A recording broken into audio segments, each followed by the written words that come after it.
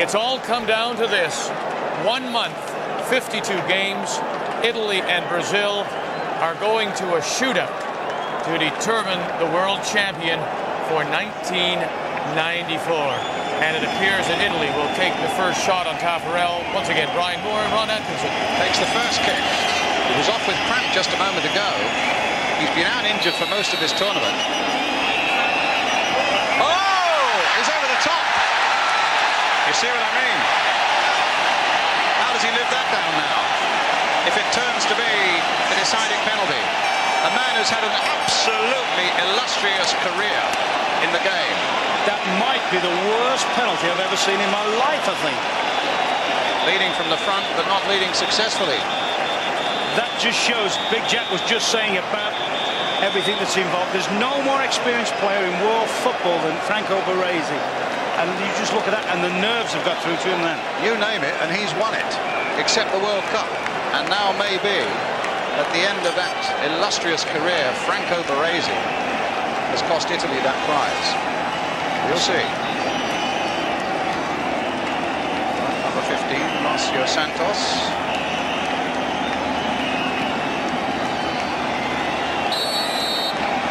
Comes up for this one. And it's saved by Pagliuca. Well, there might be a relief. And certainly a reprieve for Baresi. But what you've also got out there, Ron, you've got men who are so tired. That's a good save, but he's hit it close. Keeper stood his ground. He hasn't committed early. Nice height for the keeper.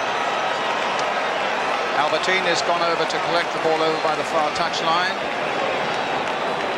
And as their limbs are exhausted, so is their mind. So it stands at 0-0 after one penalty.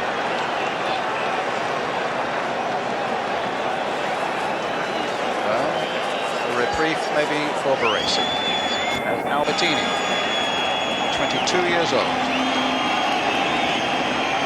Short run up. And a successful penalty puts Italy one ahead. So his job is done successfully. I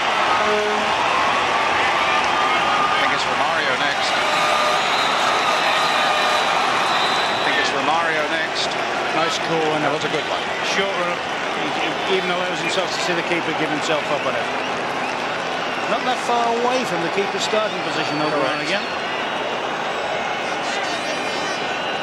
So Romario, a name that's been on everybody's lips in this part of the world, particularly over the last few days, who missed that chance just before the end of extra time.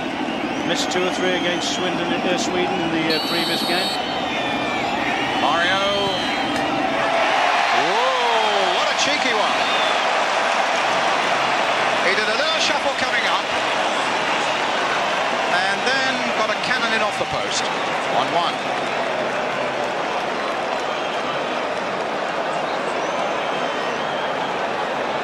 Evani comes forward now. Off the post there. Not much room for error. None at all. Another inch and that would have hit the post and come out. Evani now for Italy.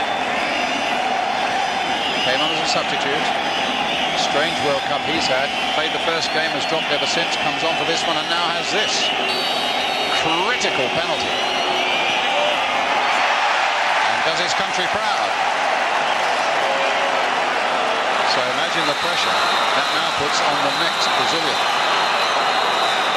Pagliuca goes back to his goal and we see Evani again hitting it exactly where the goalkeeper had been standing. I tell you, Brian, that one hits him in the face if he stands still.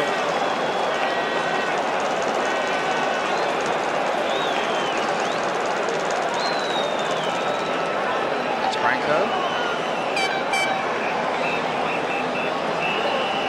The only thing we'll know about him is he'll certainly take it with his left foot. Might be too close in for him, actually. He scored 2-1 for Italy. The third penalty coming up. Brazilians watching, all linking arms. Solidarity, that's there, the lads on the bench. Wishing Branco well, I'm sure.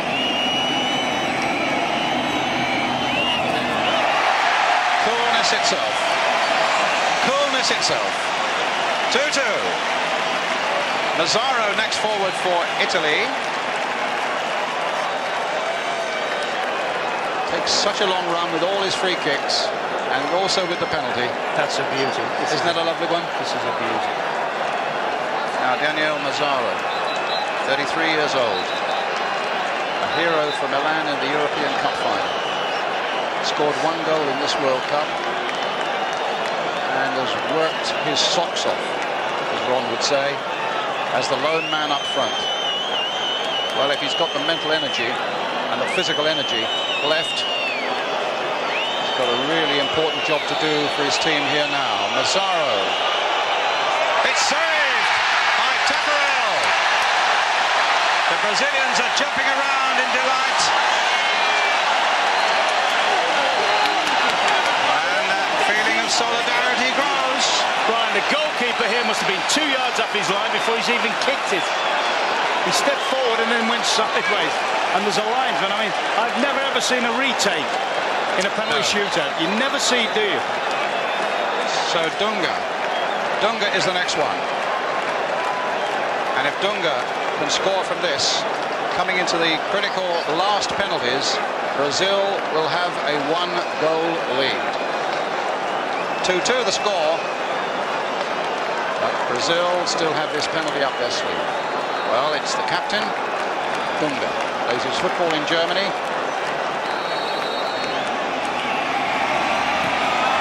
He's done it. It's a goal. And Roberto Baggio will be the last one. There's delight amongst the Brazilians, as you would expect, and dejection amongst the Italians. So it's quite a simple equation now.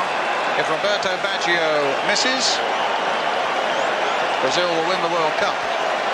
If Roberto Baggio scores, Pele's reaction to the last one. If Roberto Baggio scores, the last Brazilian simply has to score himself and Brazil win the World Cup. So the pendulum has swung wildly against Italy now. Roberto Baggio, the saviour of Italy throughout this tournament. He's missed it, and Brazil win the World Cup. Baggio stays rooted to the spot, has hardly moved. Italy are dejected. The delight from the Brazilians. It all started with Baresi's missed penalty right at the start and ended with Baggio's missed penalty at the finish. Brazil win the World Cup for an unprecedented 4th time on a penalty shootout for the first time. And Tafarel, who's had so little to do, and as his manager says, don't worry, when he's wanted, he'll pop up and say, hello, I'm here. He was certainly here in that penalty shootout. But Roberto Baggio, in tears, as he was at the end of the semi-final,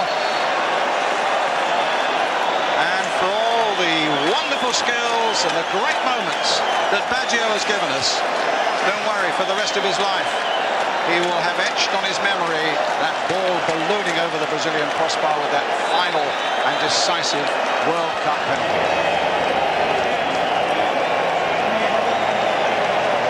They're still embracing there. There's a lot of celebrating to do. And great Pelé himself won it in 1970. For Brazil, he's in tears as he sees his countrymen win it again 24 years later. Well, I can tell you after the semi-final, Pasadena was awash with yellow and green. You couldn't get a moment's sleep. You couldn't make yourself heard, or you couldn't think. Just imagine what it's going to be like around the streets of Pasadena, and imagine what it'll be like the streets of Rio tonight. Sacchi, the Italian manager, did all that he could do, but of course, in a penalty shootout, then it's beyond anything a manager can do. Ron? Yeah, so just disappointed there, particularly for Roberto Baggio. I mean, I said from the word go, I didn't think he was fit to play. Going up there, I think that's the shot of a restricted player. He probably had doubts in his mind. He changed his mind when he took it, and I mean, Baresi, Baggio, you could not have seen two worse penalties in your life from such talented players.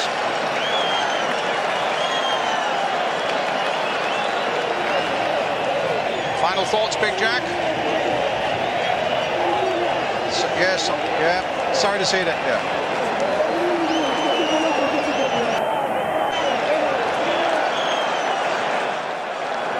And welcome back to our control center as Franco Baresi, in tears, being consoled by Arrigo Sacchi. He was the first one to miss his penalty kick. But what a remarkable performance by Baresi to come back as he did after knee surgery just a matter of weeks ago when no one thought it was possible.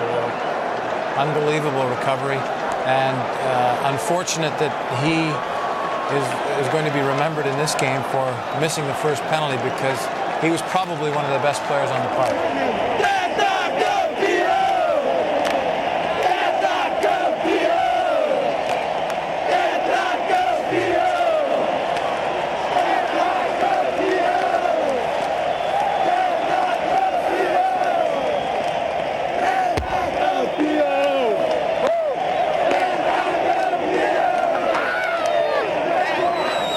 Remarkable how they can find the energy, but winning, I guess, will do that.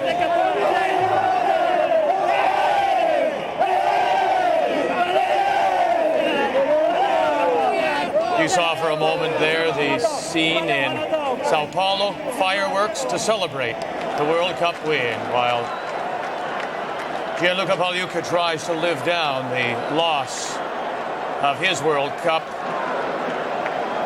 And joining in, Pele, who was doing commentary for Brazilian TV.